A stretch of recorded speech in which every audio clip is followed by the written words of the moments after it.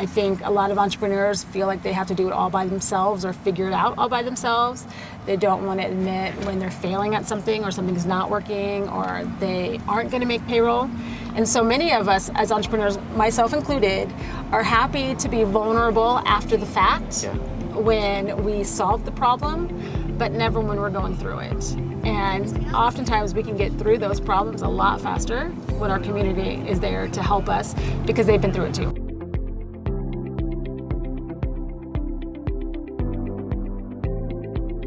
Hey guys, so this is Give Step Podcast. We are here on the course, and thank you, Marcy, for the connection with Robin. We got to have a call yesterday. Yeah, she's amazing. And guys, I got to know Robin yesterday, but I can't wait for you to listen to this episode and also share it with someone. But first off, just your name and what you do today, and then we're going to dive through kind of everything else. I am Robin Huling. I'm leadership development speaker and facilitator and author of People First AI Integration. Which is amazing, especially right now. I At know. this time in the world today with AI, right? Yes. I want to run us back into like growing up. Mm-hmm. Where'd you grow up? What was it like? I'm originally from Gainesville, Florida, and I was born in the 70s. So I'm Gen X and latchkey kid. I've never heard latchkey.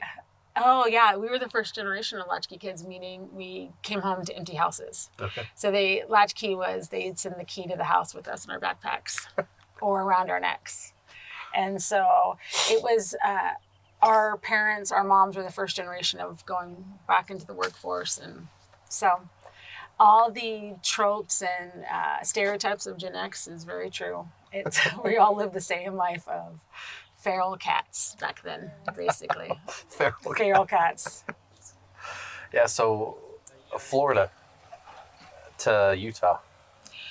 So about 13 years ago, my husband got a job offer. Well, actually, his career that he'd been with for about 15 years offered him an option to move out here to Utah because they need boots on the ground, or to Baltimore. Okay. And so it seemed kind of like a no-brainer. But at first, I did not want to move out here. We're from Florida. People don't leave Florida. People move to Florida to die, and we're leaving it. So came out kicking and screaming, but fell in love. It's a great place to raise kids. And I think now we kind of consider it home. That's awesome. And just vacation back in Florida. I want to go back to now again, but just like growing up, like family, was anyone in your family entrepreneur? Like where did the drive come from? Yes, so my mom was an entrepreneur where she, at the time though, it wasn't a business, it was competitions at state fairs. Okay. And so she would have us all making different things to create and enter. And so the prizes of blue ribbons was the currency. But then she took it to farmers markets and festivals, and we just started with, I think her first business from that was an ear piercing studio. So it was like the tree hut or ear hut, I think it was called. I actually got in trouble for having my ears double pierced in the 5th grade. Back then it was not appropriate, and my teacher called me out on that. It was so funny. The things that people care about back then. Right. But yeah. So, and then my father was diagnosed with leukemia, and I am one of 8 kids. And so when he was diagnosed, the doctors told my mom to go ahead and prepare for the funeral. But he ended up going into remission for 8 years. But in that time, she had to take care of us. And she started, again, with her passions of crafting and cross-stitch. She opened up a storefront of cross-stitch called Cross Stitch and More. And it became one of the 10th largest cross-stitch stores and quilting stores in the nation. And it definitely helped me on my path of being able to create passions and creativity into entrepreneurship. Yeah. Turning what I love to do into something that I can get paid to do was kind of fun. I mean, yeah. And all the stuff that led up to, and then you had your first daughter, right? And then like, I think Yeah. So I didn't do well in school. And honestly, I didn't love working in the shop. I mean, because we had to do a lot of dusting. But I didn't do well in school, but I knew I wanted to do something with my life. And I thought working my way up in Disney would be great. Yeah. And so after I graduated high school, I went down to Disney and got my first job there. But I always kind of had side gigs. I joke that my first job and my first experience was door-to-door sales at 8 years 8 old. years old. I would I'd pick the azalea flowers off my neighbor's bushes and bundle them up and sell them right back to them until they told my mom to have me to please stop doing that. We'll buy lemonade, please stop picking our flowers. And so when my daughter was born, she had this beautiful, bald, big head. And so everybody thought she was a boy. And I just started making hair bows for her. And I was stopped all the time asking where I got the hair bows. And I thought, I could sell some of these. So the ribbon I would buy, I would just create multiples of them. And I started a Facebook page. This is right when Facebook was taking off, 2008, 2009. Instagram was taking off. And so it was a matter of right time, right place. And my company, Ella's Bows, my friends joked that it was the bow empire, that right time, right place. And so it ended up taking off. And through times in the last 15 years, it's supported the entire family, where my husband, when he lost his job, he was able to work for the company. And so it was really a really great opportunity and a blessing for our family. And I know that back in Florida, like you said, you worked for Disney, right? That was like one of the biggest cool, like, this is my dream, right? I mean, their leadership program, the stuff that they teach, and the way they from what I understand about the way they run a business, is pretty amazing.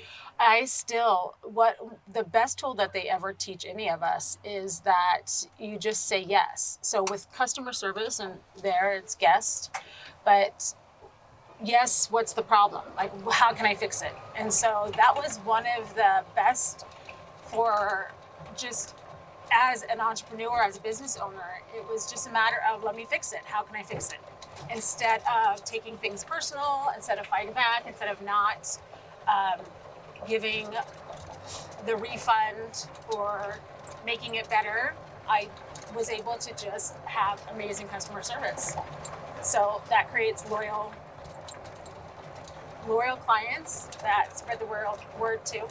So that really did help long term, which I never knew was going to, but it was the side effect of their leadership.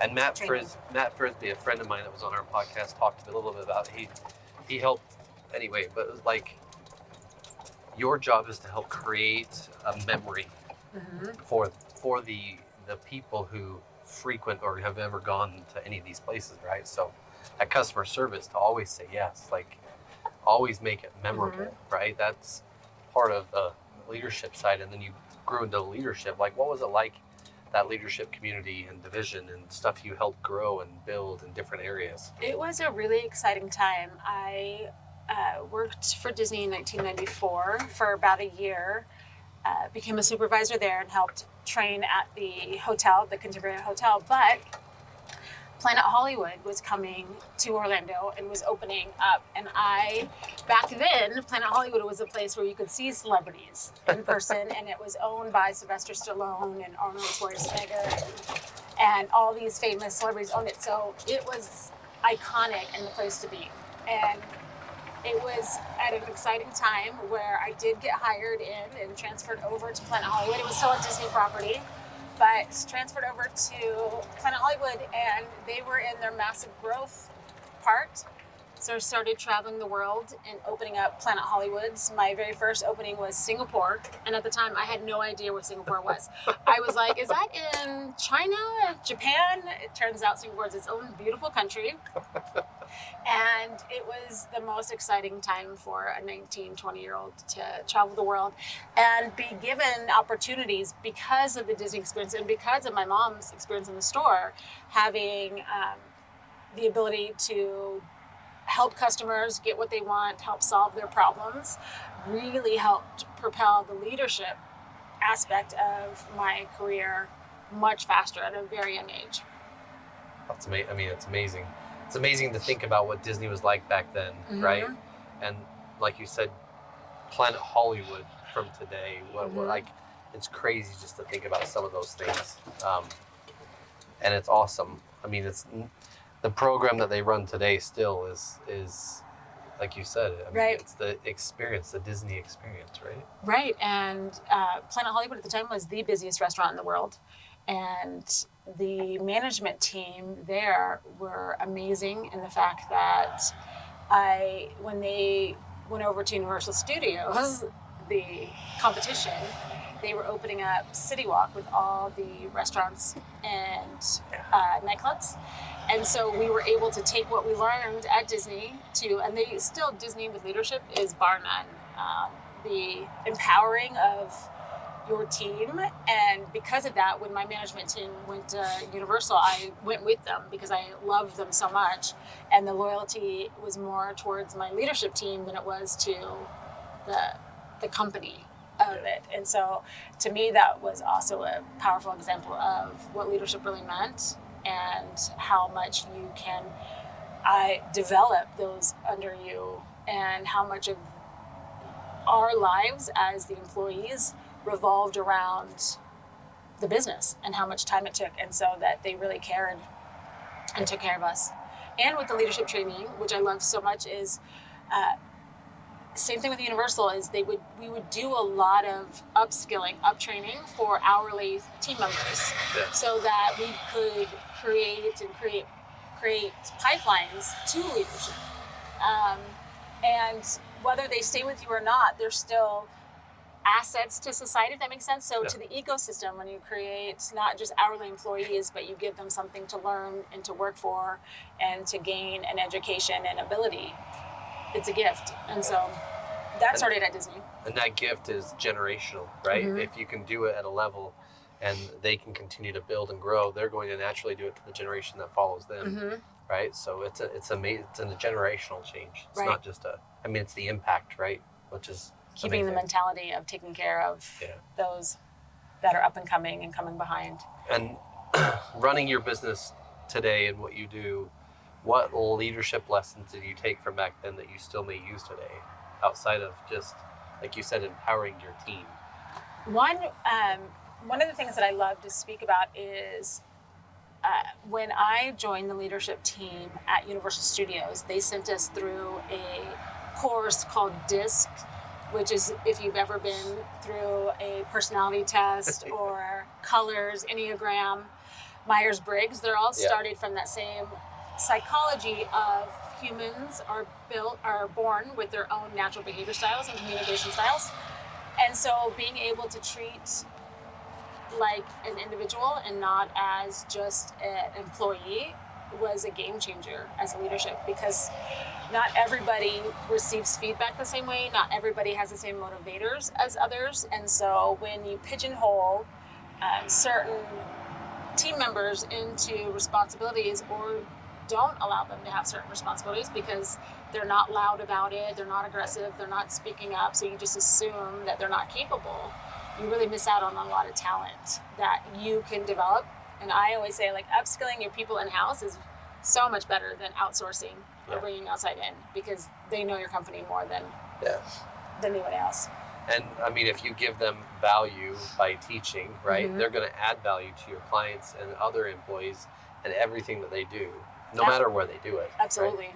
So, and there's all kinds of studies of employees' mental health. 67 to over 70% of all employees say that their work affects their mental health inside and outside of work. So that's a trickle effect too of what people are leaving their businesses or their 9-to-5s and then going home and adding to society, whether they're road raging, whether they're yelling at their kids, whether they're cutting off the world because they just can't handle things. It affects everybody, and I don't think people realize that so much, that we are an ecosystem that feeds other ecosystems. And I mean, I always talk to people like, your actions are what really change, right? I mean, we can all say whatever we want to say, but your actions are really the only thing that matter.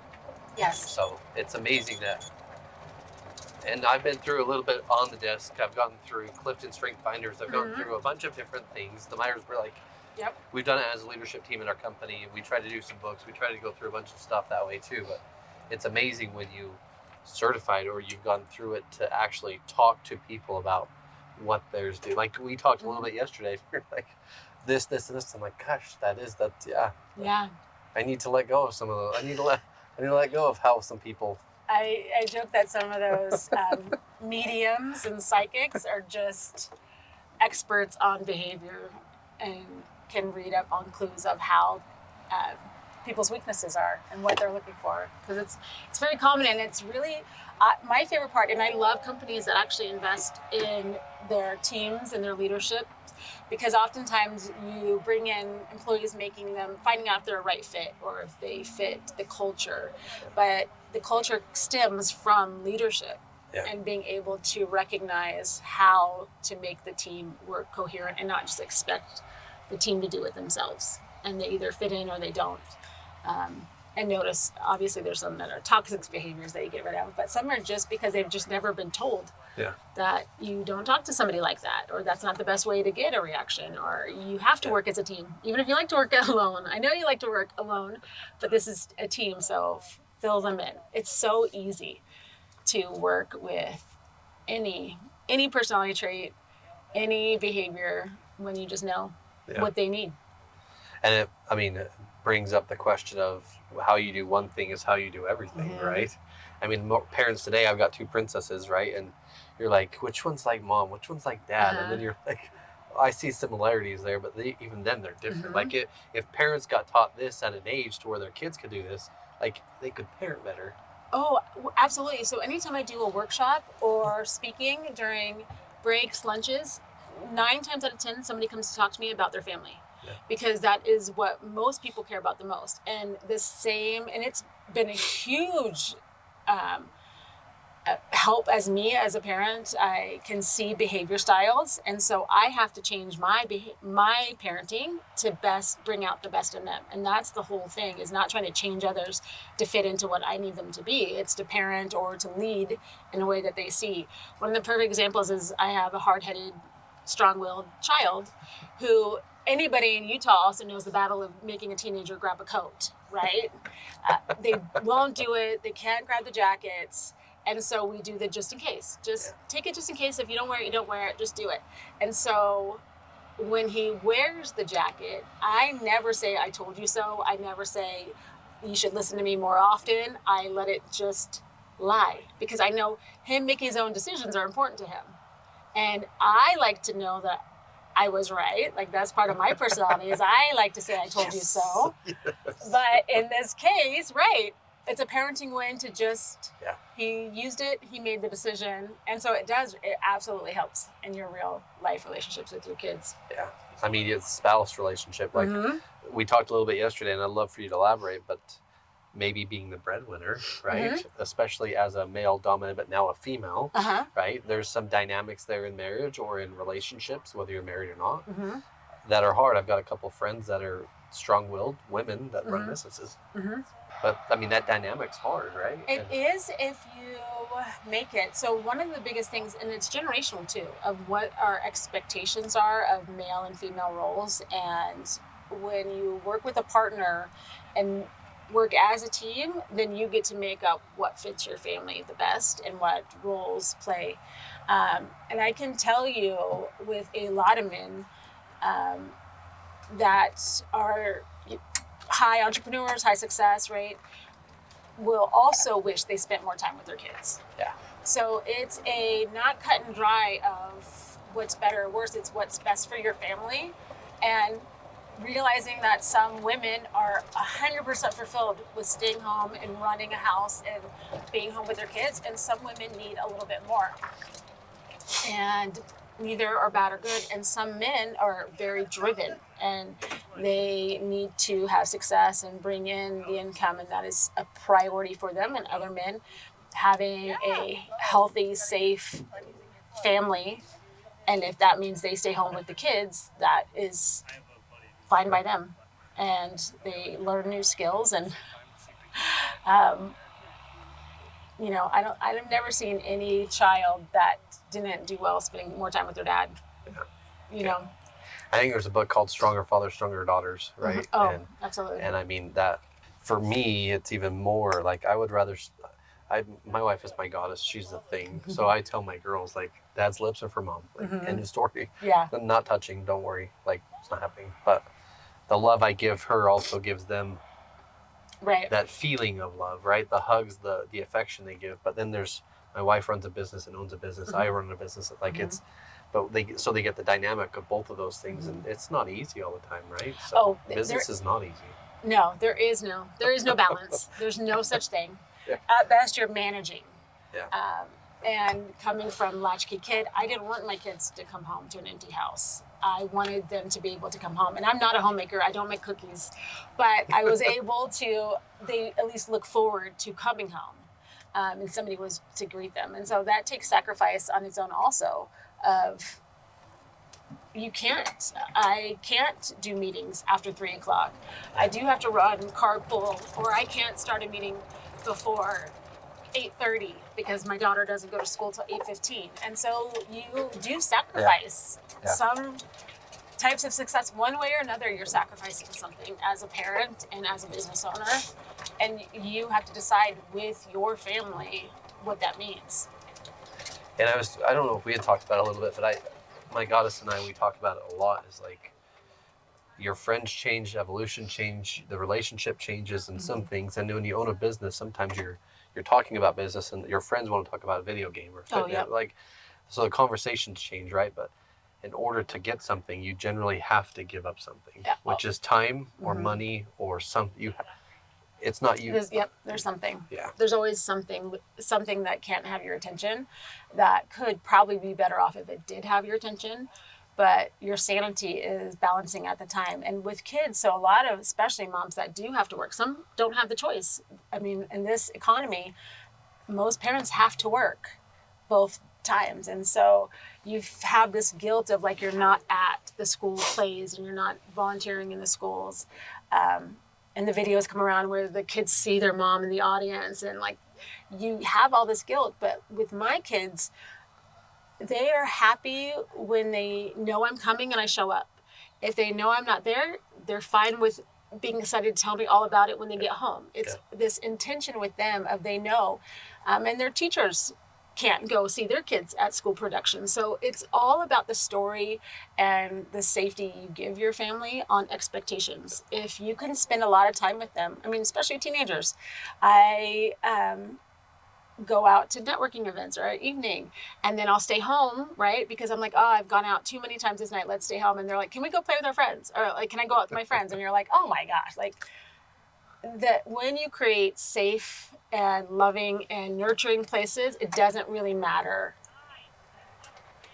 if they don't get you 100% at every single activity or every single sports game. And we joke that I'm either 15 minutes late or 15 minutes before it ends on all of their soccer games, but I'm there somehow.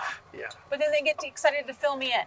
So it's the narrative that we tell ourselves and tell our kids, I think, becomes their story. And I think the action of showing up and being present when you're with them is equally and or more impressive. Like you said, the actual presence you give when you're there. You're not on your phone or you're not answering emails. Like, I'm at that soccer game maybe the last 15 minutes, but I'm freaking there. I am there. I will go rip coach's head off. I'll go do something. No, yeah. And what was something that I learned too, I worked from home and I worked in my basement. And so my kids never saw me work, right? But also... They saw you work. They just didn't know. No, they didn't know it was working. And so one time they wanted to have me watch a movie with them. And I said, well, I have to get this done. Do you guys care if I bring my laptop up? Because I want to be with you, but I just don't have the time to step away from this. Do you care? And they're like, no, that's fine. Bring it up. And so now I do a lot more work actually from the couch while they're watching TV shows or watching a movie, because my energy is there, and it's not all the time. I do check out and give them energy, but having them included in the idea of like, I'm not just ignoring you and I want to be around you, but the way I can be around you at this time is if I can do work at the same time. And it's not easy that way either. You get interrupted a lot with one catch. But it's also just involving your kids in the whole family dynamic of what your family needs to thrive and survive. And most kids are just happy to know that they're part of the family and helping the family with the responsibilities. They want to be an active member. They want to be part of solutions. Yeah, and I mean, it's great because you've got the leadership training. You've gone through kind of the way that the disc works. You're able to see, understand, and do things different than most people don't know what you know, right? Right. And that plays into now this bow empire. You're building this business. You're online. Your presence are there, and like your husband loses his job, right? Yes, and it is one of those things where, ironically, because we were so busy during COVID and our store was the busiest it's ever been, and it really wore me out. And so I hit going full force with no options, and during COVID, which means I couldn't bring people in-house either to help. So I had 20 seamstresses at the time that I was going to their houses to pick up materials. And so it just wore me down. I wasn't taking care of myself. And so I hit a brick wall and I crashed, quite literally, playing Candy Crush on the couch for about 6 months, where my husband then was the sole provider, breadwinner of it. And it only lasted about 6 months because I had to make the decision too of like, okay, well, do I want to stay home? Do I want to take this as the excuse or the world telling me just stay home, enjoy the kids? And I realized that I will never be able to just do one thing. And yeah, the irony though is, again, when he became I was the default parent working more part-time on my own job. Yeah. And he was the income that we were relying on for bills, and then we lose that. It becomes a struggle. I mean, it's always in entrepreneurship too, or in consulting. It's very much feast and famine, where you might have a great month and very lean months. Yeah. And you never really prepare. I never really prepare. I don't want to talk for anybody else. I don't prepare well for those lean months. Yeah, I mean, So, it's hard, right? I mean, that's like saying it's easy just to prepare for those lean months, or like you said, go through it, but your bills are always the same, or they increase. They never never decrease, right? No, I wish it would. One day I'll figure that part out too, of that.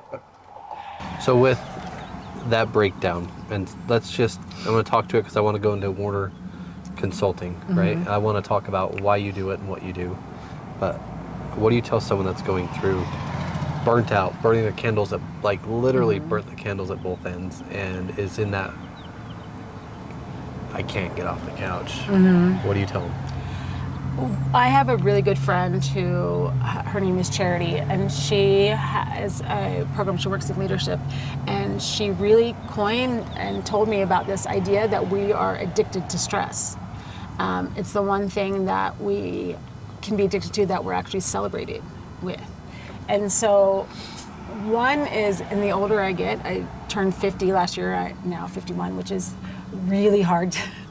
On my bio, it says in the industry for 2 decades, and now it's actually 3 decades, and I cannot change that number yet. But I did cross over into the 50s, and so you really do learn to prioritize and find your why. And so with a company, any entrepreneur, we sit down and write to define their why. Yeah. And the same thing has to go with your family and your why was I on the couch and playing Candy Crush? Why did I hit this wall? Why was I chasing this? Why didn't I slow it down before? And sometimes you can't win. I mean, when you are the breadwinner and you do have bills to pay or you have employees to pay. You have cash flow. I mean, you don't have options. Yeah. So you do limit yourself. So you have to, though, go back to your why and how to make that possible. And which is such a great thing that you did is build your community. Ask for help. I think a lot of entrepreneurs feel like they have to do it all by themselves or figure it out all by themselves. They don't want to admit when they're failing at something or something's not working or they aren't going to make payroll. And so many of us as entrepreneurs, myself included, are happy to be vulnerable after the fact when we solve the problem, but never when we're going through it. And oftentimes we can get through those problems a lot faster when our community is there to help us because they've been through it too. Not one entrepreneur hit gold and no stress their first time. So everybody has gone through something that can help. And I tell people growth only comes from hardship. Like it doesn't come from cupcakes and shit. Like it doesn't come from that. The grit and the gut feelings. And that's one of the things with AI. One of the warnings I share is because going through the hard times, going through the grunt work, helps you build that gut reaction of what's going to work, where to go, where to spend your time, what's going to be the best ROI is going through it and not making those mistakes again. Yeah, learning from them. Maybe even, like you said, if you journal and document them, or today you use AI to help you go through it, you can kind of process it, remember it, and when it comes again, because it will come again, right? Yeah. It'll be a different thing. You can just make the decision, or you can just jump, or you can just say, hey, I can't go this way anymore. I'm going to pivot. I'm going that way. Yes. And that's the only way, is to learn from it and not just let it take you down. And also something you said, which I think is great, and then I want to tie into Warner about the AI and how all the book and everything that you've done, but like when you jump on social media, all you see is pretty, great, amazing, beautiful. Like you don't see the grit, the grind. Like people aren't willing most of the time just to put anything and everything on. The ones that do, you're like, I don't. Sometimes you overlook it, but yeah, it's everybody reality. craves vulnerability, and it is one of the hardest things to give. And that's especially with the disc and the behavior, is being able to let people know, like you're not like, especially any. Well, my wife says I'm sensitive, so it's not hard for me to.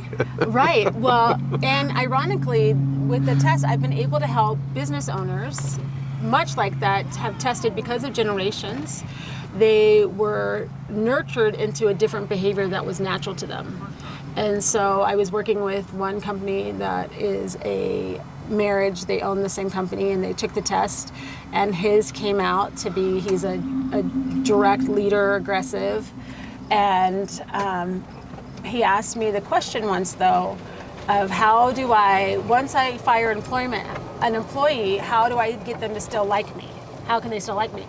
And to me, that was a huge red flag of, you're not actually a direct dominant person. You're actually a C, that you're emotionally affected, because a true person that is a D doesn't care about other people's feelings and emotions. Okay. But because he is a boy growing up, he wasn't allowed to express his emotions freely. And so oftentimes when that happens, it pivots to the opposite. Like you become tougher and put up walls of, you don't feel but you do. And so you end up causing unnecessary stress on yourself because you've been told to behave and act a certain way, and you don't give yourself the grace of, wait, like, I am emotionally affected by other people's emotions, and that's not a bad thing. Yeah. We need more of that, to be honest. But not knowing that about yourself and not knowing what natural behavior you are, and having to be in this other behavior style, just takes so much energy. And by the end of the day, you're going to be worn out and you're going to stress out. But if you get to be able to understand how your natural energy flows, especially in leadership roles, you're going to be able to work with it better and know how to take care of yourself a little bit better, and know when you, if you're not a people person, and this happens all the time, where you're just the best at your job, and so they promote you and they put you in leadership roles, but you've never managed people before. You don't know people because you don't like to be around people, right? You like to be with your cats. And it's not your fault. And so people they stress themselves out because they think it's just them. Why can't I be more like, why can't I sit on Monday morning and talk to you about your weekend? Why can't I fake it? And it's not their problem. And once they realize that millions of people have the exact same reaction, it just gives people I think, more of a confidence boost when they really figure out, like, it's not a problem. It's not an issue.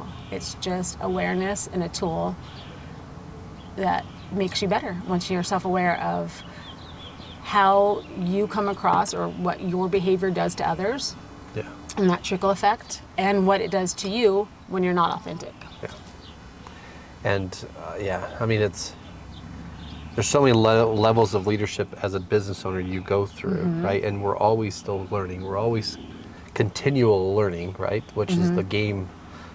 Generally never stop learning, but it's hard to say, and I think Mike had said it, but I need to know everything before I just jump. Yes. I need to know everything. Well, I mean, the fact is you won't know anything if you don't jump. I know. That's entrepreneur, right? The cliche is you build the parachute as you jump out the plane. Yeah. And you hope it works. You hope you sewed right. You hope you did this right. And if you're not embarrassed by the first thing you've put out to the public, then you waited too long. Yeah. My old coach taught me just to ship it. So I post 3 times every day, generally every day. And my wife and other people are like, man, that's just a lot. And I'm like, it's easy when you don't care. Like, right. I mean, I'm authentically me. I'm putting out content that I think is what I think is okay about everything. And I don't really care. If you don't like it, great. Right. You're in a bad place. I can understand that. And honestly, people aren't thinking about us as much as we think. Yeah. And how exhausting would that be to care so much about what other people are doing? And nobody that is successful is looking down on people trying to come up. No. So only people that are judging or feel like that's cringe, especially on social media, it's because they're jealous, honestly, or they wish they could have that confidence. Yeah. Because it does take a lot of confidence. I tell people, don't let other people's cringe cage you in. Don't be afraid of other people's reactions, because you're only hurting yourself and they don't really care about you. Yeah, and that's hard at times, right? Nobody successful will ever judge you for trying. No. And I mean, even if they do, take it as criticism, but listen. Well, yeah. And be okay with it, right? And that's not even judging when you think about it. It's like Bailey on the golf course today. He's like, let me know if I'm giving too much advice. And I'm like, no, I want it, right? Like, yeah. But he also was aware that he's been told he gives too much. So it's, again, not a bad thing. Okay, some people love it, some people don't want it. But he's self-aware enough to know that he likes to give it, and if you want it, it's there. And I think, I don't know if it was yesterday we talked about it, but I always try to say, my wife is my goddess, so I said, babe, listen, help, or fix. Before you go any further, you need to tell me what I need to do. And she's like, just listen. I do not want it. I'm like, great, I got you. Like, I need you to help me fix it. Okay, great. It makes life easier. Right? I mean, it makes it, because then she knows what she's going to get, and I know what I need to do, right? And I need to do it better with employees and team, but it's hard. Sometimes we just jump. Right, and sometimes you can't. Like, you want to do things, but constraints won't let you. And it's just the knowledge of wanting to do better, and you do better when you can do better.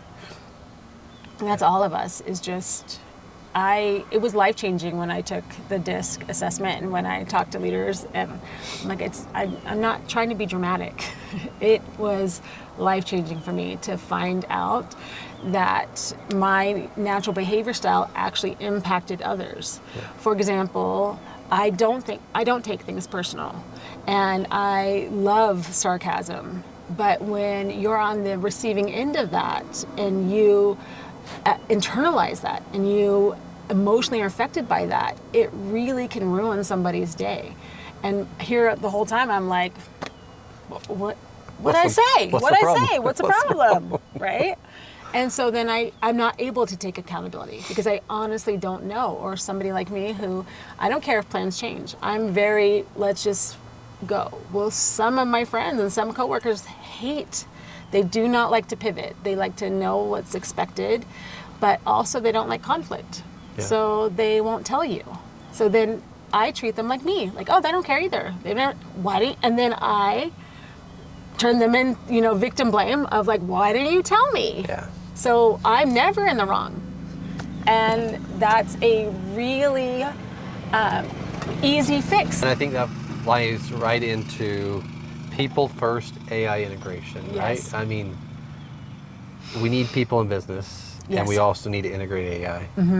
But you need to understand people's emotions and the way they feel about it, right? But also your business has to work, it has to produce, it has to be profitable too. So yes, and I found this huge disconnect with a lot of my clients in AI, which is really what brought me to writing the book about it, because in the day and age of AI, doubling down on humanity is what's going to set you, your company, and your culture apart. And the number one question when I offered my first workshops was how to introduce AI without creating chaos, and it became the number one in-demand offer that I had. And it was all about being able to not ask the question of what AI do I need, it's how do we upskill our people, how do we make sure that the people skills aren't forgotten.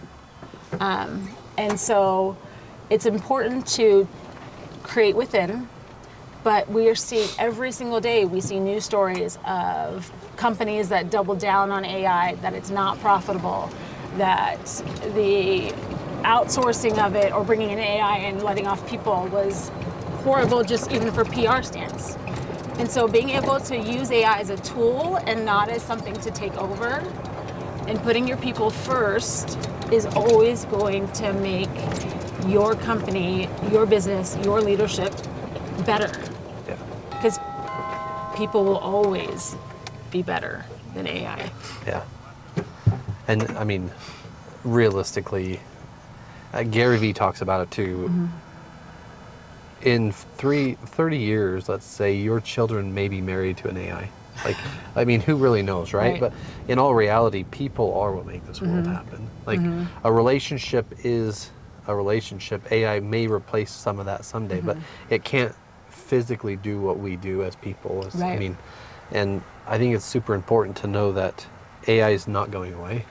Exactly. I think it's important to know that the generation you grew up in, I grew up in, and now our children's children are going to grow up in is severely different, right? And understanding that. But it's not a bad thing, right? And we can't change it. It's not like you can take AI out today. No, and honestly, it's one of those things that doesn't matter how you feel about it. Yeah. You have to understand it. It's with, like what you said, people having relationships with their AI. It's because they don't understand what AI is. And if you start to understand it, then you can use it as the tool. But it's not a person. It doesn't have real emotions. It is a pattern recognition of what it thinks a human would do. And so, but the technology of it and the AI is like going, honestly, from horse and buggy to rocket ships. Like, that's how far and how speedy this is going. There is no in between on a lot of it. So understanding it and being able to incorporate it the right ways. So with companies and leadership teams, you know, I talk about, do you have a policy? Do you have a strategy? Not having a strategy is the worst strategy you could have. Not having a policy, because people are using it, whether you want them to or not, whether it's people that work in your office or people that you do business with. Yeah. And so ignoring it is the worst thing you can do. And even then it puts puts concern, it puts like fear and doubt within your employees, because if you're learning it and not teaching them, they're wondering, are you going to replace me with yes, it? 100%. Right? So it's a bigger aspect than just you need it. Your business better be operating with it somehow, some way, right? Right. It's going to be a tool for you to grow, or it's going to be a tool that kills your company. There was a study, it's exactly true. There was a study that said over 65% of employees don't trust other coworkers that use AI. And so for me, that was a big red flag. There's lack of trust there already, and then lack of communication within the company. Because if you all know why AI is being used, and it's used not to replace, but to help expand, and then there is no mistrust when we're transparent with what and why we're using it. You know, everybody's using it in their LinkedIn posts, for example, right? We can all immediately, within the first line or two, we know that it was written by AI. And so most of us will just skip it because we're like, no, I don't need to hear what a computer had to say, right? And so Same thing with emails in coworker to coworker. If they can tell this was an AI generated email, they feel as if they're being tricked. So even with my book, I did use AI to help me write the book, and I have an entire chapter on how I use AI to help me write the book. But I hired a real editor, which the biggest compliment I got from my human editor was that the first sentence was, common mistakes were made similar to AI generated writing. And I was like, oh gosh, she said. And it was because of punctuations and capitalizations and formatting. And I was like, well, I don't know how to do that anyway. That's exactly why I used AI for that. But she said the humanity and the human voice was obvious throughout it. And so I think that's what people really want to know. I couldn't have written a book by myself. I failed 12th grade English. Like, I will write a run-on sentence for days without a period, 50 commas. It's not my strong suit, but I do have a story I want to tell, and I do have things I want to offer. And so AI was an extremely helpful tool. And there's more people like me that do have something to say that would never think about writing something down because they're too afraid or they don't know. But it's the transparency that people want to know about. How was it used? Why was it used? And was it used instead of your own ability? And how do people get a hold of you to have you come do, whether it's an audit or this type of training or help? How do they get a hold of you? What's the company name? So I am Warner Communication or Warner Consulting. They're the same company umbrella. And I do have trainings that start from literacy and fluency and then go into helping build policies and strategies and then creating your own in-house training so that your AI can stay in-house and not have to rely on others. And I am Robin Huling everywhere online and warnercommunication.com, robinhuling.com, warnerconsulting.com. And then People First AI. That's awesome. Say that last one again, because that's important. peoplefirstai.ai is my other website. And that's, And the idea is, again, people first, right? If you run a company, as we do, if you are involved in any sort of leadership or even you have children, it's important to be people first, understand, but also take the disc, know what it is, so you can know how you want to be talked to or how you're going to talk to others, right? Right. Your company culture is going to be the game changer when you're streamlining and bringing in AI. So you might have to have a leaner team. It's going to be even more important that they all work together and get along and bring out the best in each other. And then your clients are going to want the human touch, and you're going to be able to deliver that when you put people first. What was this experience like for you, being out here on the golf course? It has been so fun. I've golfed a couple times. I love being the group you put together today. I'm so impressed with you and doing something like this because there's not enough. People think like everybody has a podcast or everybody creates a group, but when you do something with intention and authenticity, it shows. Wow. And the people show it. And we've been able to learn some golf skills, been able to chat in driving, looking for balls that we've hit off to the side without any judgment though. Oh no. Being able to golf without any pressure is a really great way to start or to continue to want to learn the game and to love the game. So I really appreciate it. And super grateful that it wasn't ice fishing. We said this is much better than ice fishing. See, and I'm okay. Like golf's fun, like maybe wrong, but man, the snow is amazing.